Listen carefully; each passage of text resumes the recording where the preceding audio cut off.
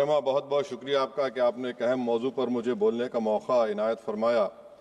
और बड़े अफसोस की बात है कि बड़ी धूमधाम से हुकूमत की तरफ से इस बात को रखा गया, मगर 30 से ज़्यादा MP यहाँ पर मौजूद नहीं है। मैडम, पहले तो मैं वज़ीर आज़म की इस बात की मजम्मत करता हूँ और उनको बताना चाहूँगा कि जिना के बारे में उन्होंने जो कहा था, हम तो जिना के सख्त मुखालिफ है, इसलिए भारत को अपना वतन माने, मगर 42 में आपके प्यारे वीर और जिना की पार्टी ने नॉर्थ वेस्ट फ्रंटियर, सिंध और बंगाल में मिलकर हुकूमत चलाई और उस हुकूमत ने 1.5 लाख हिंदू और मुसलमानों को अंग्रेजों की फौज में शामिल कराया ताकि वो लड़े। तो किसी शायर ने अच्छा कहा था वजीर आजम के बारे में कि फरेब देकर जमाने को पारसा ना बनिए, इन्हें कहो कि वो बंदा बने खुदा ना बने, अमीर शहर यही चाहता या हजरत कि हमारी चीख गले में रहे सदा ना बने। दूसरी बात मैडम, हमारे वजीर दिफा जनाब राजनाथ सिंह साहब ने बड़ा ही अजीब व गरीब और तकलीफ दे बात कही उम्मुल मोमिनीन के बारे में और उम्मुल किताब के बारे में। उम्मुल मोमिनीन उनको कहते हैं जो हमारे प्रॉफिट मोहम्मद सल्लल्लाहु अलैहि वसल्लम की वाइफ हैं। वो हम तमाम मुसलमानों की माँ, हम उनको तस्वुर करते हैं, मगर हम उनकी इबादत नहीं करते। हम अपनी माँ की इबादत नहीं करते। उम्मुल किताब कुरान है, हम कुरान की इबादत नहीं करते। कुरान अल्लाह का बिजावा कलाम है। तो उसके बारे में भी शायर ने अच्छा कहा कि खबर नहीं जिन्हें अपने दीन और मजहब की, हमें वो दीन का मतलब सिखाने निकले हैं। अहम बात यह है कि मैडम, हमारे मुल्क का आइन का इस लफ्ज से आगाज होता है वी द पीपल। इसका आगाज भारत माता के नाम से नहीं होता है। हमारे संविधान का जो प्रियम्बल है वो क्या कहता है? Liberty of thought, expression, belief, faith and worship. अगर दस्तूर का ये पहला सफा ये बात करता है तो फिर कैसे किसी शहरी को किसी खुदा, देवी, देवता की इबादत करने पर या सजदा करने पर मजबूर किया जा सकता है? आप ही की पार्टी से आज की जो बातें हुई है इसी कब हो रही हैं। हमारे कॉन्स्टिट्यूंट असेंबली में मैडम एक मोहतरमा थी रोहिणी कुमार चौधरी ने एक तजवीज दी थी कि प्रियम्बल में किसी देवी के नाम से शुरू हो। उन्होंने खास तौर से वंदे मातरम का जिक्र किया, मगर उसको कबूल नहीं किया गया। फिर KV कामत साहब ने एक तजवीज दी कि इट्स सिटीजन्स को बदलकर हर सिटीजन्स किया जाए और खुदा के नाम से शुरू किया जाए, वो तरमीम को मुस्तरद कर दिया गया। हमारे संविधान का उसूल यह है कि भारत क्या है, उसकी अवाम है, अवामी कानून की मुसन्निफ है, अवाम की मर्जी से सबसे बालातर है, अवामी हाकिम है। मुल्क किसी खुदा, देवी, देवता, मजहबी इलामत के नाम से नहीं चलता, ना मुल्क किसी एक मजहब की मिल्कियत है।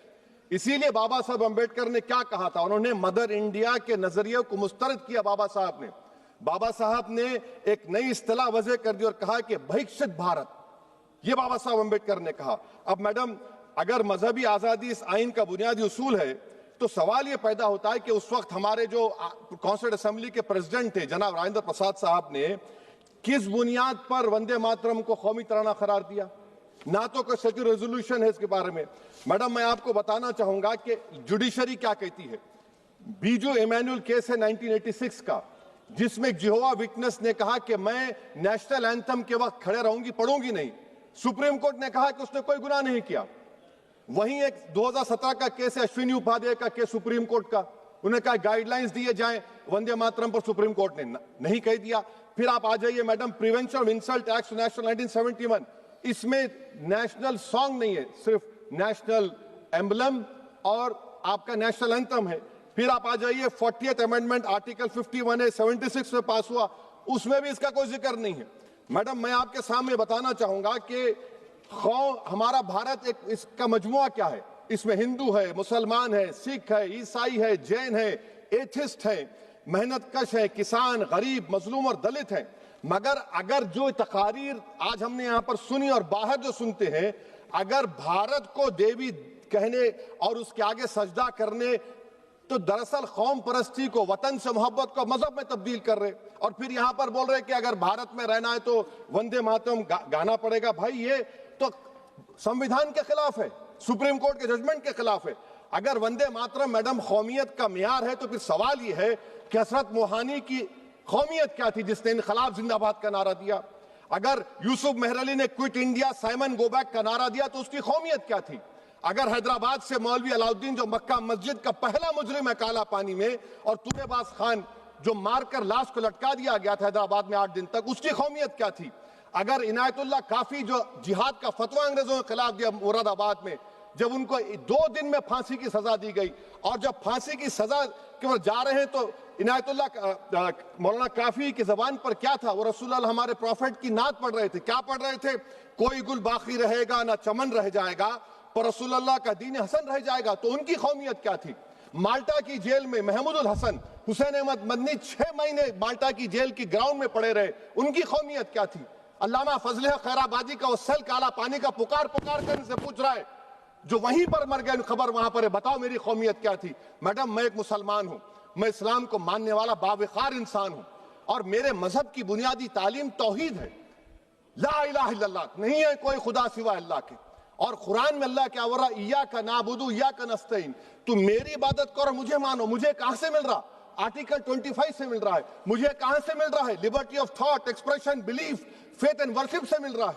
तो इसको जोड़ना ये बहुत ही खतरनाक होगा। और हमारे प्रॉफेट मोहम्मद सल्लल्लाहु अलैहि वसल्लम जब मदीने को गए तो उन्होंने उस वतन के लिए दुआ की, कहा कि अल्लाह मदीने की मोहब्बत हमारे दिलों में और इजाफा कर दे, मक्के से ज्यादा कर दे। तो ये इस्लाम, मुसलमान होना, हमारे ईमान में मुल्क की मोहब्बत बीच में नहीं आती, और मुल्क से मोहब्बत है और रहेगी हमेशा, क्योंकि ये अजीम कुर्बानियां यहां पर शामिल है जिन्होंने जंग आजादी में हिस्सा नहीं लिया। आज अगर वो वतन की मोहब्बत का दर्ज देंगे तो बड़ा गलत होगा। मैडम, मैं आपके सामने एक चीज पढ़ूंगा। 1937 रविंद्रनाथ टैगोर ने लेटर लिखा सुभाष चंद्र बोस को। मैं सिर्फ, किसी ने नहीं पढ़ा ये। क्या कहा टैगोर साहब ने? But parliament is a place of union for all religious groups and there the song cannot be appropriate. When Bengali Muslims show sign of stubborn fanatism, we regard it intolerable. When we too copy them and make unreasonable demands, it will be self-defeating. ये मैं इसको ले करूंगा madam, आप देख लीजिए। फिर दूसरी तरफ मैडम आप आ जाइए, मैं यहाँ पर बैठकर, हाँ, जितने तकारीर यहाँ पर हुए सब जनगण मन पर तनकीद किए। तो मैडम मुझे ये कहना पड़ेगा कि जनगण मन पर आप लोग इतनी तकलीफ क्यों उठा रहे हैं? आखिर इतनी तकलीफ क्यों है? तो मैं जब जाकर देखा तो मुझे 28 दिसंबर का ऑर्गेनाइजर मैगजीन का आर्टिकल मिला, जिसमें ऑर्गेनाइजर लिखता है कि what is the moral sanction behind government choice of Jana Gana Mana, except that it can be made an item of entertainment at the sumptuous parties thrown by government officials. आप बताइए, इसका बोलेंगे आप? और फिर उसके काइंड कैसा करते हैं? It will mean we can not love our motherhood.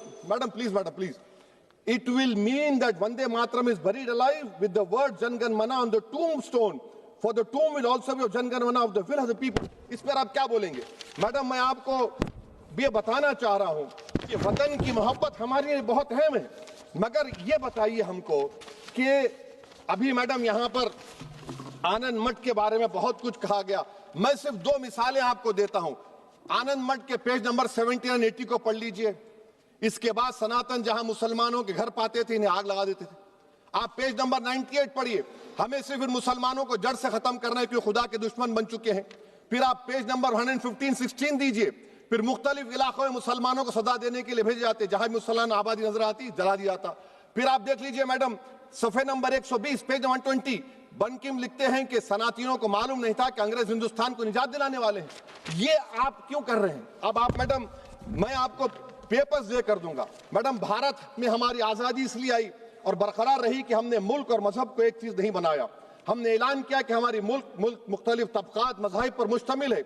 हमारे मुश्तरका तकदीर हमारी कौमियत का सरचश्मा है। यह खास जबान, सखावत, मजहब नहीं है। अगर वंदे मातरम का मतन कौम और मजहब को एक बना देता है, अगर हम इसे टेस्ट बनाते हैं वफादारी का, तो फिर मान लीजिए कि यह गांधी, अंबेडकर, टैगोर, बोस और लाखों आजादी के सिपाहियों की सोच को छोड़कर गोडसे की सोच की हिंदू कौमी परस्ताना, मैडम खत्म कर रहा हूं, हिंदू कौम परस्ताना को अख्तियार करेंगे। मुझे वतन से बेइंतहा मोहब्बत है मैडम, और इंशाल्लाह हमेशा रहेगी।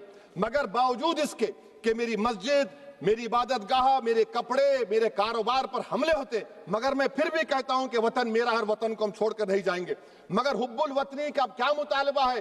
हुब्बुल वतनी ये कहता है कि वतन से मोहब्बत है तो जुल्म को खत्म करो, गरीबी को खत्म करो, बेरोजगारी को खत्म करो, जबर का खात्मा करो, अमन का गहवारा बनाओ, पाकिस्तान की दहशतगर्दी को खत्म करो, एक्सप्लॉयटेशन को रोको, शरारत को रोको, मुल्क के खिलाफ की जाने वाली साजिश खत्म करो।